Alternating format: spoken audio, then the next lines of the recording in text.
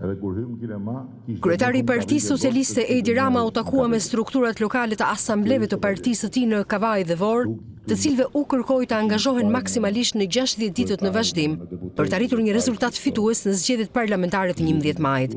Zoti Rama bëri një ekspoze përpara strukturave të partisë të punës që është bërë me integrimin në Bashkimin Evropian, duke u kërkuar strukturave lokale të Partisë Socialiste të mos u humbasin të ruan, por tu tregojnë njerëzve se ajo çfarë arrihet pas 11 majit. Nëse socialistët marrin fitoren e 4, është integrimi i sigurt në Bashkimin Evropian. Këtu bëhet fjalë për Shqipërinë, bëhet fjalë për të gjithë pa përjashtim. Bëhet fjalë për të marrë një pasaportë të re.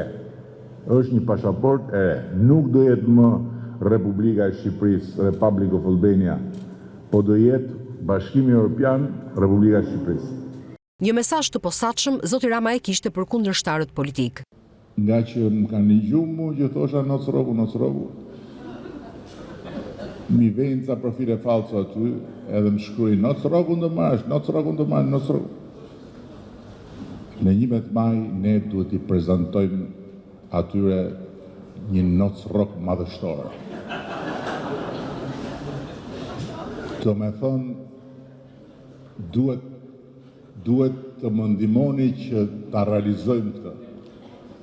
Që atyre t'ju qojmë noc rogun, po një noc rog aq madhështor, sa thonë qarë i bom vetes që zgjumë noc rogun.